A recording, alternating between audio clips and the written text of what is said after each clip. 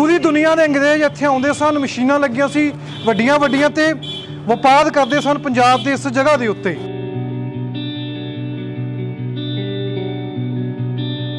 उस समय मन्निया जा सकता सी कि पूरी दुनिया के विच सब तो ज़्यादा अंग्रेज इत्थे आउंदे सन पैसे कमाउण वास्ते, काम करते सन। चलो अज के नौजवान तो इत्थों अंग्रेज़ों कोल जाते हैं, बाहर जाते हैं पैसे कमाने लई, कि अंग्रेज पंजाब दे विच आउंदे सन पैसे कमाउण। उन्हां दा मकसद ही यही सीगा, ये सोने की चिड़िया कहते सी ना। अंग्रेज़ों को किवें मंडी खिंच लैंदी है, अंग्रेज किवें पंजाब च आउणा शुरू होंदे ने भी चलो वपार करांगे इत्थे। मतलब इन्नी कमाई दी उस लाइन ने कि लोग बड़े हैरान सीगे भी यार कमाई इत्थे बहुत ज़्यादा, फैक्ट्रियां बाहरों इस करके बाहरों लोग आए कि अज भी ये दुनिया की सब तो मशहूर ते वड्डी मंडी बन सकती सी। बिल्कुल श्योर है, एक मशहूर ते वड्डी मंडी नहीं बल्कि ये दुनिया दे विच मशहूर होना सी। यह इलाका उपजाऊ भूमि वाला तो क्लीयर कट है कि जिथे भूमि उपजाऊ होंदी उत्थे दे लोग भी खुशहाल होंदे।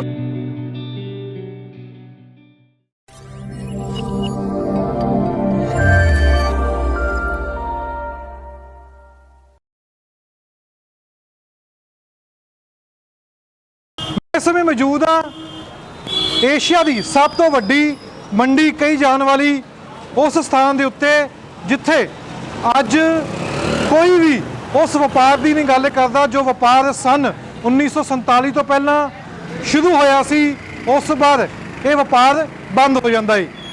उन्होंने सब तो वड्डी मंडी एशिया की पंजाब दे विच हुंदी सी, जिथे अंग्रेज खुद आके इत्थे वपार करते सन।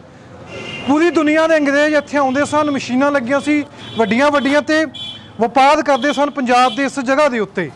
और सब तो अहम गल है कि जो एशिया की सब तो वड्डी मंडी यह शहर बनता तो बिल्डिंगां भी जो ने बहुत ही वड्डियां वड्डियां बनदियां ने, एक इतिहास की छाप छड्ड के जांदियां ने बिल्डिंगां। पर अज कुछ ही बिल्डिंगां इस शहर दे विच मौजूद ने। तुसीं साडे नाल जुड़े रहना, दसांगे शहर का इतिहास की है, शहर का नाम भी दसांगे, पर उस तो पहला कि वाकई ही अज कोई इहो जिहा वपार हैगा पंजाब का जो बाकी जगह के उत्ते लोगों को भरमांदा होवे, वो बाहरों लोग इत्थे वपार करन आउंदे होण। इतिहास के पक्षों गल करांगे, साडे नाल मौजूद ने इतिहासकार लक्ष्मण साडे नाल मौजूद होणगे और दसणगे होर की इतिहास है इस शहर का, की इतिहास है उस उन मंडी का जो पूरे एशिया विच सब तो मशहूर सी ते अंग्रेज वपार करने वास्ते इत्थे आउंदे सन। साडे नाल मौजूद ने लक्ष्मण जी, बहुत बहुत स्वागत है पंजाब न्यूज़ पे। पर मेरा सवाल है कि उन मंडी की गल कर लीए, कदों की बिल्डिंगां बनियां ने, वपार किहड़े सन च शुरू होंदा, तो वपार खत्म क्यों हो जाता, कदों खत्म होंदा? देखो स्टार्टिंग ये सीगी कि इत्थे पहले सतलुज दरिया सीगा, दरिया सुंगड़दा गया और उस तो बाद चरगाहां बन गया। चरगाहां ते इत्थे ज़्यादातर मुसलमान फैमिलीज रहिंदी सीगी। तकरीबन फाजिलका इलाके दे विच 80% तो ज़्यादा जिहड़े मुस्लिम परिवार रहिंदे सीगे और वो लोग उनका ही वपार करते सीगे। उन्हां कोल भेडां बकरियां वगैरह बहुत ज़्यादा सीगियां, उन्हां दे चरगाहां भी हैगियां सी, तो उन्हां ज़्यादा मेहनत नहीं करनी पैंदी सी। उन्न जिहड़ी है वो इस मार्केट दे विच लैके आउंदे सीगे। ये मार्केट का नाम अज भी उन्न बाज़ार है। सिर्फ इत्थों ही नहीं बल्कि इधरों जे वेखिए पाकिस्तान वाली साइड तो पाकपटन, साहिवाल, हवेली, इत्थों भी क्योंकि नैशनल हाईवे जाती है तो इत्थों ही उन्न लैके आते सीगे इस मार्केट दे विच। इत्थों इधरों देखिए तो बीकानेर तक, गंगानगर, हनुमानगढ़, इधरों उन्न इत्थे आती सीगी, ममदोट साइड तो भी आती सीगी और इधरों मलोट तो जिहड़ी लैके आते सीगे वो उन्न इत्थे लैके आते सीगे। इत्थे वेचते सीगे, होर दुकानां भी हैगियां ने काफ़ी। हौली हौली की होया कि इत्थे जिहड़ी उन्न सीगी ਉਹਦੀਆਂ ਗੱਠਾਂ बनने शुरू हो गया। अंग्रेज़ों ने भी इत्थे कंपनियां लाइयां, इत्थों के लोकल जिहड़े हैगे सी लोग उन्होंने भी इत्थे कंपनियां लाइयां ने।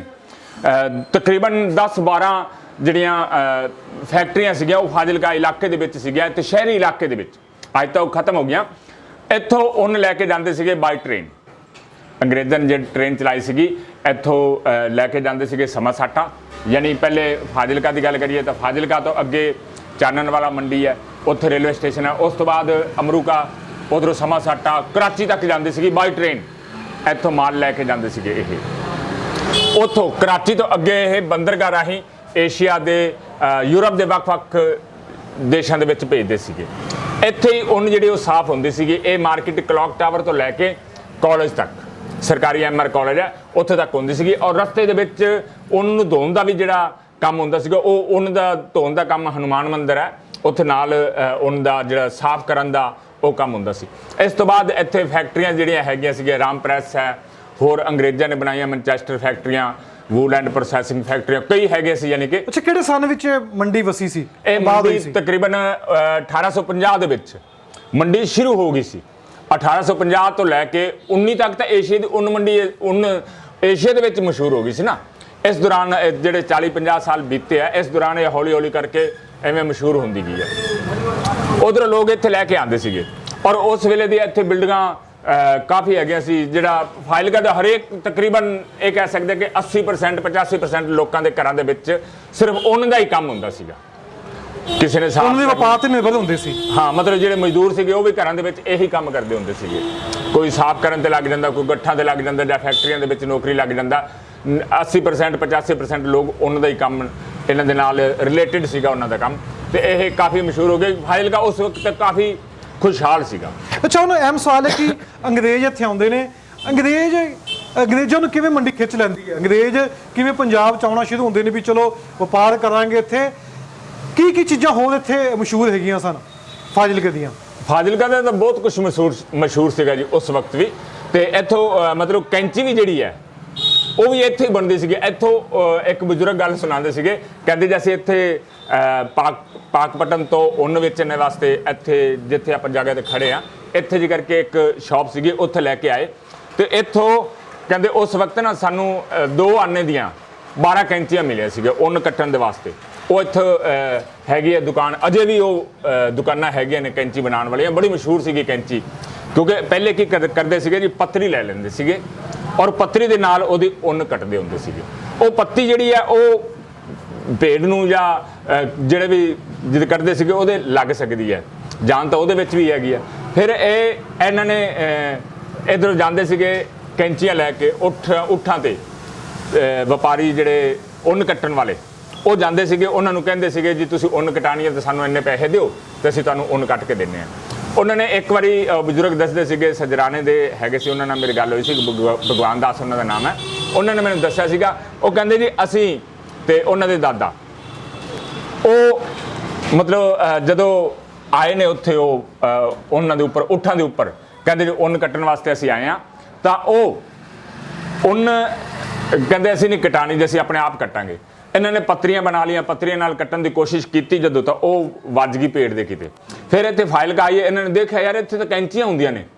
ਉਹ ਕੈਂਚੀਆਂ ਇੱਥੋਂ ਲੈ ਕੇ ਗਏ। ਕੈਂਚੀ ਵੀ ਇਸ ਟਾਈਪ 'ਚ ਬਣਾਉਂਦੇ ਸੀਗੇ, ਇੱਥੋਂ ਜਿਹੜੇ ਬਣਾਉਂਦੇ ਸੀ ਉਹ ਇਸ ਟਾਈਪ 'ਚ ਬਣਾਉਂਦੇ ਸੀ ਵੀ ਉਹ ਸਿਰਫ ਮਤਲਬ ਉਹਨੂੰ ਨਹੀਂ ਕੱਟਦੀ ਸੀਗੀ, ਅੱਗੇ ਨਹੀਂ ਲੱਗਦੀ ਸੀਗੀ, ਉਹਦੀ ਚਮੜੀ ਨੂੰ ਕੋਈ ਅਸਰ ਨਹੀਂ ਕਰਦੀ ਸੀਗੀ। ਇੱਥੋਂ ਕੈਂਚੀਆਂ ਲੈ ਕੇ ਵੀ ਜਾਂਦੇ ਰਹੇ ਸੀਗੇ, 12-12 ਕੈਂਚੀਆਂ ਇੱਕ ਆਨੇ 2-2 ਆਨੇ ਦੇ ਵਿੱਚੋਂ ਲੈ ਕੇ ਜਾਂਦੇ ਸੀਗੇ। ਅੱਛਾ, ਅਹਿਮ ਸਵਾਲ ਹੈ ਕਿ ਟ੍ਰੇਨ ਕਿੱਥੋਂ ਤੇ ਕਿੱਥੋਂ ਚੱਲਦੀ ਸੀ?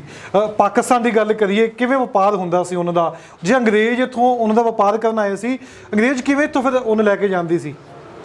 ਇੱਥੇ ਗੱਠਾ ਤਿਆਰ ਕਰਦੇ ਸੀਗੇ, ਫੈਕਟਰੀਆਂ ਸੀ ਨਾ, ਤਾਂ ਗੱਠਾ ਤਿਆਰ ਕਰ ਲੈਂਦੇ ਸੀਗੇ, ਇੱਥੋਂ ਲੈ ਕੇ ਜਾਂਦੇ ਜੀ ਰੇਲਵੇ ਸਟੇਸ਼ਨ ਤੇ। ਉਹ ਅੱਜ ਵੀ ਥੜਾ ਉੱਥੇ ਮੌਜੂਦ ਹੈ। ਉੱਥੋਂ ਹੀ ਗੋਲਡਨ ਟਰੈਕ ਬਣ ਗਿਆ ਹੈ, ਗੋਲਡਨ ਟਰੈਕ ਵੀ ਕਹਿੰਦੇ ਸੀਗੇ, ਕਿ ਉੱਥੋਂ ਲੈ ਕੇ ਜਾਂਦੇ ਸੀਗੇ। ਇੱਥੋਂ ਟ੍ਰੇਨ ਜਾਂਦੀ ਸੀਗੀ ਚਾਨਣਵਾਲਾ, ਅਮਰੂਕਾ, ਸਮਾਸਾਟਾ, ਅੱਗੇ ਮੈਕਲੋਡਗੰਜ ਤੋਂ ਹੁੰਦੀ ਹੋਈ ਕਰਾਚੀ ਤੱਕ ਯਾਨੀ ਕਿ ਜਾਂਦੀ ਸੀਗੀ। ਉਹ ਜਿਹੜੀ ਮਾਲ ਗੱਡੀ ਉਹਨੂੰ ਕਹਿੰਦੇ ਆ, ਉਹ ਲੈ ਕੇ ਜਾਂਦੇ ਸੀਗੇ ਕਰਾਚੀ ਤੱਕ। ਕਰਾਚੀ ਤੋਂ ਅੱਗੇ ਬੰਦਰਗਾਹ ਰਾਹੀਂ ਯੂਰਪ ਦੇ ਅਲੱਗ-ਅਲੱਗ ਦੇਸ਼ਾਂ ਦੇ ਵਿੱਚ ਉਹ ਭੇਜਦੇ ਸੀਗੇ। ਅੱਗੋਂ ਫਿਰ ਉਹਨਾਂ ਦੇ ਜਿਹੜੇ ਕੱਪੜੇ ਵਗੈਰਾ ਬਣਾਉਣੇ ਹੁੰਦੇ ਸੀ ਉਹਨਾਂ ਦੇ, ਉਹ ਬਣਾਉਂਦੇ ਹੁੰਦੇ ਸੀ। ਅੱਛਾ, ਗੋਲਡਨ ਟਰੈਕ ਕਿਉਂ ਕਿਹਾ ਜਾਂਦਾ ਸੀ? ਗੋਲਡਨ ਟਰੈਕ ਇਸੇ ਕਰਕੇ ਕਿਹਾ ਜਾਂਦਾ ਸੀ ਕਿ ਇੱਥੇ ਵਪਾਰ ਬੜਾ ਸੀਗਾ ਨਾ ਇਹ ਚੀਜ਼ਾਂ ਦਾ, ਉਹਨਾਂ ਦਾ ਵਪਾਰ ਮਸ਼ਹੂਰ ਸੀਗੀ ਇਹ। ਤੇ ਗੋਲਡਨ ਇਹਨਾਂ ਨੇ ਮਤਲਬ ਇੰਨੀ ਕੁ ਕਮਾਈ ਦਿੱਤੀ ਉਸ ਲਾਈਨ ਨੇ ਕਿ ਲੋਕ ਬੜੇ ਹੈਰਾਨ ਸੀਗੇ ਵੀ ਯਾਰ ਕਮਾਈ ਇੱਥੇ ਬਹੁਤ ਜ਼ਿਆਦਾ। ਫੈਕਟਰੀਆਂ ਬਾਹਰੋਂ ਇਸੇ ਕਰਕੇ ਬਾਹਰੋਂ ਲੋਕ ਆਏ ਨੇ, ਰਾਜਸਥਾਨ ਤੋਂ ਵੀ ਆਏ ਨੇ, ਹਰਿਆਣੇ, ਫਤਿਹਬਾਦ, ਸਿਰਸਾ, ਇੱਧਰੋਂ ਵੀ ਲੋਕ ਆਏ ਨੇ, ਨਰੇਲਾ ਤੋਂ ਲੋਕ ਆਏ ਨੇ, ਇੱਥੇ ਆ ਕੇ ਆਬਾਦ ਹੋਏ ਨੇ। ਉਹਨਾਂ ਨੇ ਅੱਗੇ ਮਤਲਬ ਕਰਦੇ ਗਏ, ਵਪਾਰ ਕਰਦੇ ਗਏ, ਵਪਾਰ ਚੱਲ ਨਿਕਲਿਆ ਸੀ ਉਹ।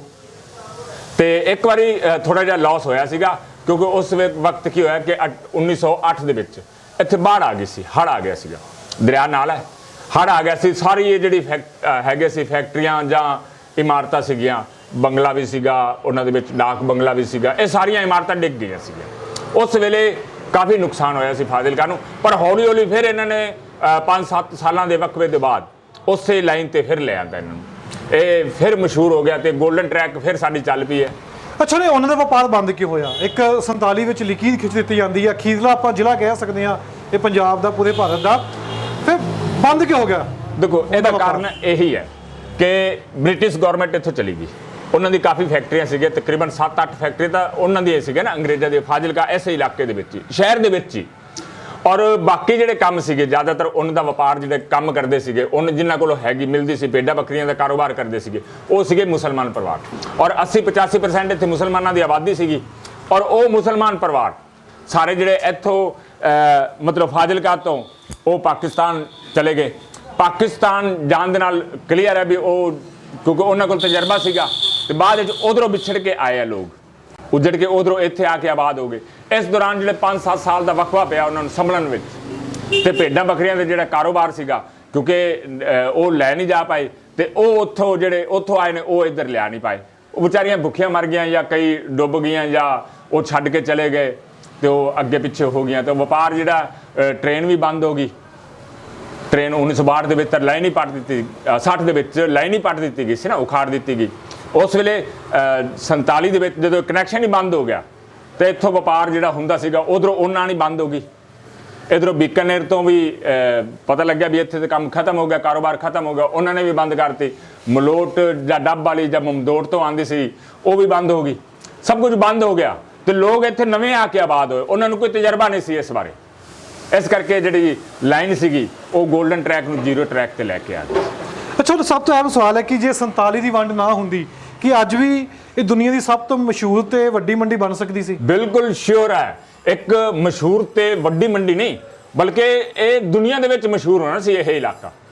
ਇਹ ਇਲਾਕਾ ਉਪਜਾਊ ਭੂਮੀ ਵਾਲਾ ਤੇ ਕਲੀਅਰ ਕੱਟ ਹੈ ਕਿ ਜਿੱਥੇ ਭੂਮੀ ਉਪਜਾਊ ਹੁੰਦੀ ਉੱਥੇ ਦੇ ਲੋਕ ਵੀ ਖੁਸ਼ਹਾਲ ਹੁੰਦੇ। ਕੋਈ ਵੀ ਆਪਾਂ ਦੇਖ ਲਈਏ, ਰਾਜਸਥਾਨ ਦੇ ਕਈ ਇਲਾਕਿਆਂ ਦੇ ਵਿੱਚ ਰੇਤਲਾ ਇਲਾਕਾ ਹੈ ਨਾ, ਉੱਥੇ ਲੋਕ ਖੁਸ਼ਹਾਲ ਨਹੀਂ ਹੈਗੇ, ਜਾਂ ਉਹਨਾਂ ਦਾ ਉਹਨਾਂ ਕਾਰੋਬਾਰ ਨਹੀਂ ਹੈਗਾ।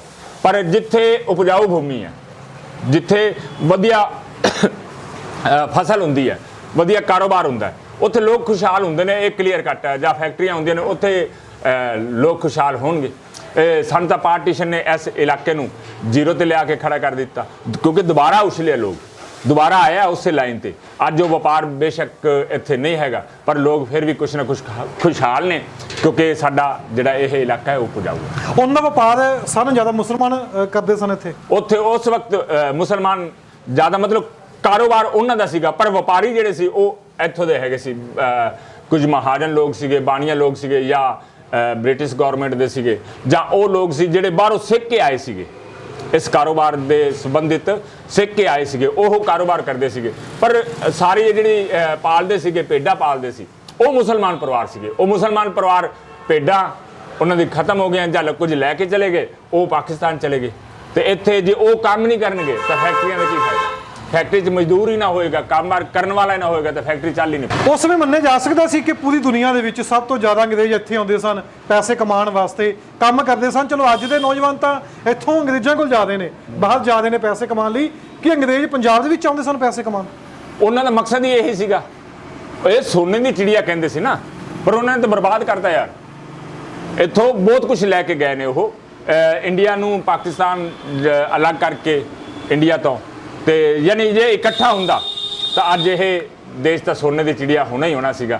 ਅੰਗਰੇਜ਼ ਚਲੇ ਗਏ, ਵਧੀਆ ਉਹ ਚਲੇ ਗਏ, ਕਿਉਂਕਿ ਜਿਹੜੀਆਂ ਕੁਰਬਾਨੀਆਂ ਦਿੱਤੀਆਂ ਗਈਆਂ ਨੇ ਸ਼ਹੀਦ ਆਜ਼ਮ ਸਰਦਾਰ ਭਗਤ ਸਿੰਘ ਜੀ ਨੇ, ਉਹਨਾਂ ਦੇ ਕਰਕੇ, ਔਰ ਹੋਰ ਵੀ ਦੇਸ਼ ਭਗਤ ਨੇ, ਉਹਨਾਂ ਦੇ ਕਰਕੇ ਅੰਗਰੇਜ਼ ਇੱਥੋਂ ਚਲੇ ਗਏ। ਪਰ ਉਹ ਜਾਂਦੇ ਜਾਂਦੇ ਇੱਕ ਲਕੀਰ ਖਿੱਚ ਗਏ। ਲਕੀਰ ਦਾ ਜਿਹੜਾ ਬਾਰਡਰ ਤੇ ਇਲਾਕੇ ਨੇ, ਜਿੱਦਾਂ ਅੰਮ੍ਰਿਤਸਰ ਆ, ਤਰਨਤਾਰਨ ਹੈ, ਫਿਰੋਜ਼ਪੁਰ ਹੈ, ਫਾਜ਼ਿਲਕਾ, ਗੁਰਦਾਸਪੁਰ ਆ, ਇਹਨਾਂ ਨੂੰ ਬਹੁਤ ਜ਼ਿਆਦਾ ਲਾਸ ਹੋਇਆ, ਕਿਉਂਕਿ ਇਹ ਏਰੀਆ ਅੱਗੇ ਵੱਧ ਨਹੀਂ ਸਕਿਆ। ਪਿੱਛੇ ਇੱਧਰ ਇਲਾਕਾ ਹੈਗਾ, ਹੁਣ ਇੱਕ ਏਰੀਆ ਤਾਂ ਬੰਦ ਹੋ ਗਿਆ ਇਹਨਾਂ ਦਾ, ਇਹ ਵਪਾਰ ਤਾਂ ਬੰਦ ਹੋ ਗਿਆ ਨਾ, ਦੂਜੇ ਸ਼ਹਿਰਾਂ ਦੇ ਨਾਲ ਲਿੰਕ ਜਿਹੜਾ ਉਹ ਬੰਦ ਹੋ ਗਿਆ।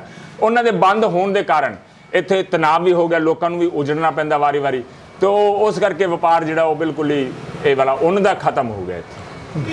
ਹੁਣ ਹੁੰਦਾ ਵਪਾਰ ਕਿ ਸਿਰਫ ਨਾਮ ਦੀ ਉੱਨ ਮੰਡੀ ਰਹਿ ਗਈ ਹੈ? ਹੁਣ ਇਹ ਤਾਂ ਉੱਨ ਬਾਜ਼ਾਰ ਹੀ ਰਹਿ ਗਿਆ, ਨਾਮ ਦਾ ਹੀ ਰਹਿ ਗਿਆ ਸਿਰਫ। ਇੱਥੇ ਕੋਈ ਕਦੇ ਭੁੱਲ ਭੁਲੇਖੇ ਬੇਸ਼ੱਕ ਕੋਈ ਆ ਜੇ, ਅਦਰਵਾਈਜ਼ ਮੰਡੀ ਦੇ ਵਿੱਚ ਇੱਕ ਅੱਧੀ ਢੇਰੀ ਆਉਂਦੀ ਹੈ, ਉਹ ਵੀ ਇੱਧਰੋਂ ਅਬੋਰ ਸਾਈਡ ਤੋਂ ਆਉਂਦੀ ਹੈ, ਕੋਈ ਕੁਆਂਟਲ ਜਾਂ 4 ਕੁਆਂਟਲ ਤੱਕ, 5 ਕੁਆਂਟਲ ਹੱਦ ਇਹਨਾਂ ਤੱਕ ਹੈ, ਇਸ ਤੋਂ ਵੱਧ ਉੱਨ ਨਹੀਂ ਆਉਂਦੀ ਇੱਥੇ। ਤੁਸੀਂ ਸਾਰੀ ਗੱਲਬਾਤ ਸੁਣੀ ਹੈ। ਸਾਡੇ ਨਾਲ ਮੌਜੂਦ ਸਨ ਲਕਸ਼ਮਣ ਇਤਿਹਾਸਕਾਰ ਨੇ, ਸਮੇਂ-ਸਮੇਂ ਤੇ ਆ ਕੇ ਜਾਣਕਾਰੀ ਦਿੰਦੇ ਨੇ ਤੇ ਕਿਤਾਬ ਵੀ ਇਹਨਾਂ ਨੇ ਲਿਖੀ ਹੈ, ਫਾਈਲ ਕਾ ਇੱਕ ਗਾਥਾ। ਤਾਂ ਚਰਚਾ ਫਿਰ ਕਰਦੇ ਰਹਾਂਗੇ। ਇਤਿਹਾਸ ਪੱਖੋਂ ਇੱਕ ਨਜ਼ਰੀਆ ਸੀ, ਇੱਕ ਨਿਯਮ ਲਵਾਉਣ ਦੀ ਕੋਸ਼ਿਸ਼ ਕੀਤੀ ਹੈ ਕਿ ਦੁਨੀਆ ਦੀ ਸਭ ਤੋਂ, ਯਾਨੀ ਕਿ ਏਸ਼ੀਆ ਦੀ ਸਭ ਤੋਂ ਵੱਡੀ ਮੰਡੀ ਇਹ ਸੀ, ਪਰ ਦੁਨੀਆ ਦੀ ਵੀ ਸਭ ਤੋਂ ਵੱਡੀ ਮੰਡੀ ਬਣ ਸਕਦਾ ਸੀ ਉਹਨਾਂ ਦੇ ਵਪਾਰ ਵਿੱਚ ਜੇ ਤਕਸੀਮ ਨਾ ਹੁੰਦਾ ਦੇਸ਼, 47 ਦੀ ਉਹ ਵੰਡ ਨਾ ਹੁੰਦੀ। ਤੇ ਪੰਜਾਬ ਨੇ ਸਭ ਤੋਂ ਜ਼ਿਆਦਾ ਮਾਰ ਖਾਧੀ ਹੈ ਜਦੋਂ ਸੰਨ 1947 ਦੇ ਵਿੱਚ ਦੇਸ਼ ਤਕਸੀਮ ਹੁੰਦਾ। ਇਹ ਉਹੀ ਉਹਨਾਂ ਮੰਡੀ ਸੀ, ਪਰ ਅੱਜ ਸਿਰਫ 4 ਜਾਂ 5 ਪੰਡਾਂ ਹੀ ਆਉਂਦੀਆਂ ਨੇ, ਜਿਹੜੀਆਂ ਕਦੇ 4-5 ਹਜ਼ਾਰ ਤੋਂ ਵੀ ਜ਼ਿਆਦਾ ਪੰਡਾਂ ਦਾ ਜ਼ਿਕਰ ਹੁੰਦਾ ਸੀ ਉਹਨਾਂ ਦਾ। ਇੱਥੇ ਬਹੁਤ ਵੱਡੀ ਮੰਡੀ ਹੁੰਦੀ ਸੀ, ਮੁਸਲਮਾਨ, ਹਿੰਦੂ, ਸਿੱਖ ਸਾਰੇ ਹੀ ਇੱਕ ਜਗ੍ਹਾ ਤੇ ਆ ਕੇ ਵਪਾਰ ਕਰਦੇ ਸਨ। ਪਰ ਅੱਜ ਉਹ ਵਪਾਰ ਜਿਹੜਾ ਬੰਦ ਹੋ ਚੁੱਕਿਆ ਤੇ ਸਿਰਫ ਨਾਮ ਦੀ ਹੀ ਉਹ ਮੰਡੀ ਕਿਹਾ ਜਾਣ ਲੱਗਿਆ। 100 ਸਾਲ ਪੁਰਾਣੀ ਗੱਲ ਹੈ ਤੇ 100 ਸਾਲ ਪੁਰਾਣੀ ਬਿਲਡਿੰਗ ਹੈ ਜੋ ਤੁਸੀਂ ਸਾਡੀ ਸਕਰੀਨ ਉੱਤੇ ਦੇਖ ਰਹੇ ਹੋ। ਇਹ 100 ਸਾਲ ਤੋਂ ਵੀ ਵੱਧ ਪੁਰਾਣੀ ਬਿਲਡਿੰਗ ਹੈ ਤੇ ਕੋਸ਼ਿਸ਼ ਹੋਰ ਕਰਾਂਗੇ ਕਿ ਪੰਜਾਬ ਦੇ ਵਿੱਚ ਜਿਹੜੇ ਇਤਿਹਾਸ ਤੋਂ ਤੁਸੀਂ ਰੂਬਰੂ ਨਹੀਂ ਹੋਏ ਜਾਂ ਹੱਲੇ ਵੀ ਇਤਿਹਾਸਿਕ ਜਿਹੜੇ ਪੰਨੇ ਨੇ ਉਹ ਨਹੀਂ ਪੜ੍ਹੇ ਗਏ, ਤਾਂ ਕੋਸ਼ਿਸ਼ ਇਹ ਹੋਏਗੀ ਕਿ ਤੁਹਾਡੇ ਕੋਲ ਤੱਕ ਉਹ ਪੰਨੇ ਅਸੀਂ ਲੈ ਕੇ ਆਈਏ, ਤਾਂ ਹਰ ਜਗ੍ਹਾ ਤੇ ਜਾ ਕੇ ਲੋਕਾਂ ਨਾਲ ਗੱਲਬਾਤ ਕਰੀਏ, ਇਤਿਹਾਸਕਾਰਾਂ ਨਾਲ ਗੱਲਬਾਤ ਕਰੀਏ, ਤਾਂ ਕਿ ਤੁਹਾਡੇ ਤੱਕ ਸਾਰੀ ਜਾਣਕਾਰੀ ਪਹੁੰਚ ਸਕੇ।